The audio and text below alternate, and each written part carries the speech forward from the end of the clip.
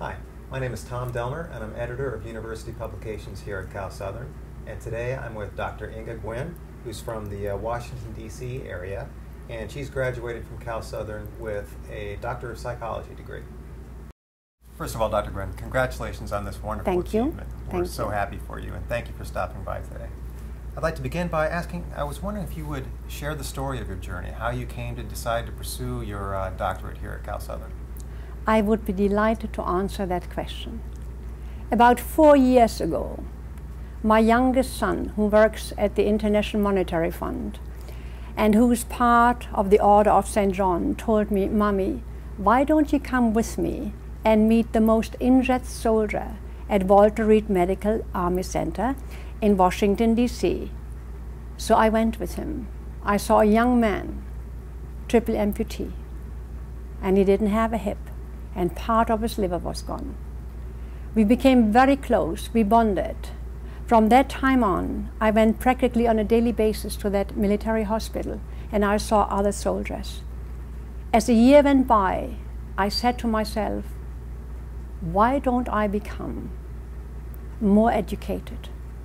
I have a master's degree in clinical child and adolescent psychology, which I had gotten many decades ago.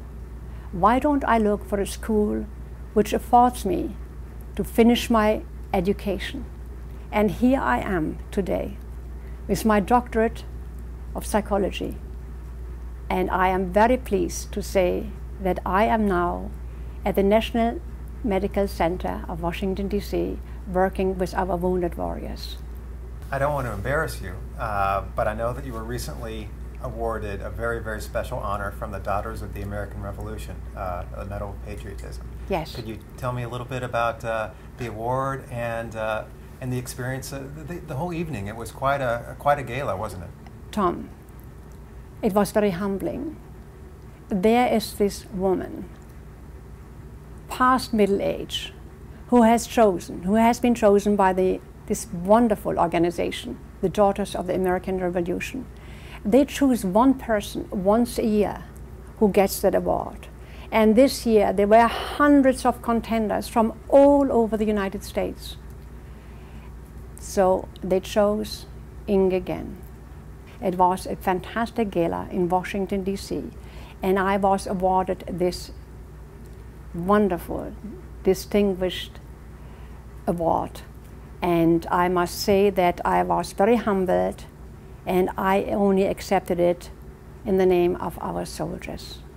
And they were so very pleased when I brought it the very following day to the hospital and I showed it to everyone. They were very, very happy about that. Mm-hmm. Tell me a little bit, if you don't mind, about your future plans working with the wounded warriors now that you have your degree.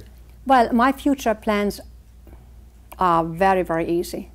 I am going to spend the rest of my professional life, as long as I can, with our wounded warriors at the National Naval Medical Center, which is going to combine now with Walter Reed next month. I will spend there many hours. I will spend there so many weeks, months, and years, if health permits me. I want to be part of the healing process of these soldiers. Tom, there is no other population of patients with that level of courage, with that level of bravery, with that level of distinction. And I think that I should be there at their side to be able to help them overcome the challenges which they have to meet. Their war started when they came back to this country, not against a foreign enemy, oh no, against the challenges which they have to meet, physically and mentally. To be part of that healing process is quite an honor. So I want to dedicate just a little bit of my work to them.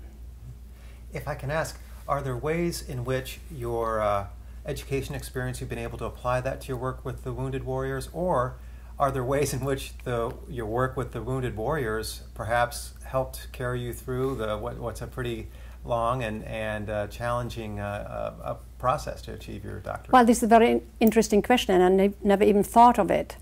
I think it is both ways. Because of our soldiers, I went back to California Southern University, which was my university of choice, to get my degree.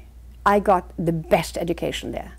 Academically, this is superior, one of the finest universities.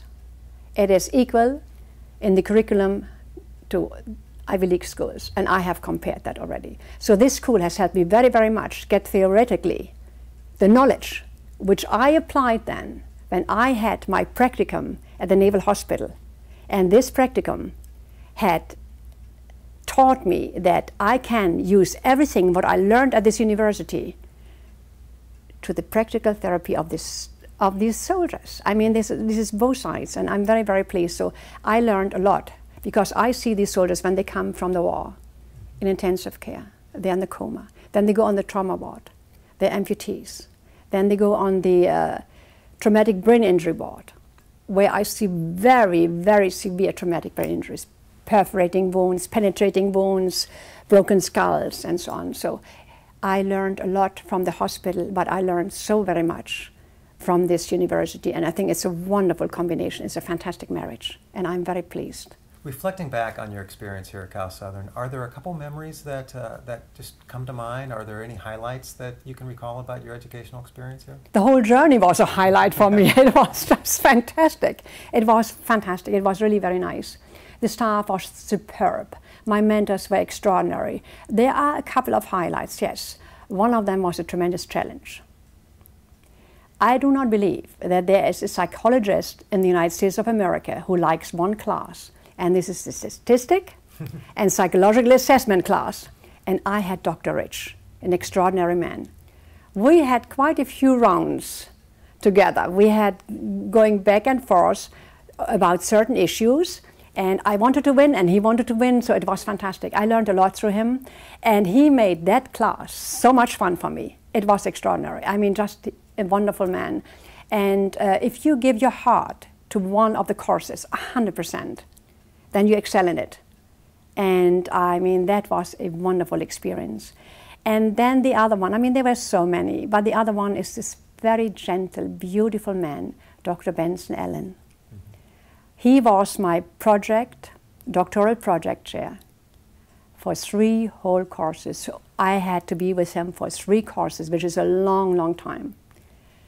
He was so gentle in his guidance. He was so professional in his approach for me excelling. He wanted me to excel in everything I did.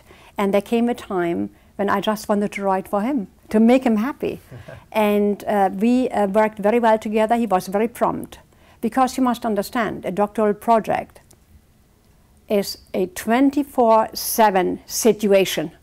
You can't have any breaks in between. So that man was with me all the time for 3 courses. And I think these were 2 beautiful experiences I had here. As those of us who are familiar with online education know, it's anything but an easy path to a degree. Yes. Do you have any tips or advice that you might offer current students here or other prospective students that are considering embarking on online education? I believe that California Southern University sets a gold standard in learning for a student who do not want to commit to a brick and mortar situation where we have time-wise not the luxury of being there physically. So this system is extraordinary. I believe that this is one of the biggest challenge I had ever to endure. It is not easy. I had to work for it. I had to work for it on a daily basis. You have to have time management, you have to have dedication, you have to excel in what you're doing. And if I can give to some of the prospective students who are going to enter this program is, take a course at a time. The first year I took several courses. It was overwhelming, time-wise. I worked every night from 8 o'clock until 2 o'clock at night. And then I said, well, I think I should approach it differently. So I chose 1 course, spent on it every day several hours, and guess what, Tom? I finished that course in not the allotted time, earlier than that. So by taking just 1 course, you can really just control the whole time. You can control the calendar, and you can graduate within the allotted time you give yourself. It's very important to watch the calendar and to be very dedicated and very disciplined to that calendar. It's the day before graduation. Can you just share with us some of the thoughts and emotions that you're experiencing now? Well, do you see my smile? I mean, this is magical. It's so magical. My son and my whole family came from London to be with me. It is an extraordinary, extraordinary honor to be on that stage.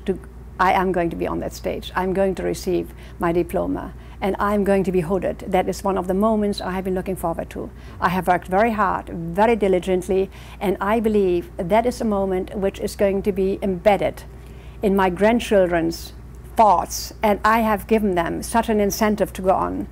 It is an honor, and it is a privilege to be part of California Southern University. And if someone else is watching me right now out there, I said, go for it. That's great. And Dr. Guen, it's been an honor and a privilege for me to meet you. Thank I've you. enjoyed this conversation so much. Thank you. And congratulations on your achievement. Thank and you, also, I want to thank you for your work with the Wounded Warriors. It's just This is very so kind. inspiring. Thank you very much. It's very kind.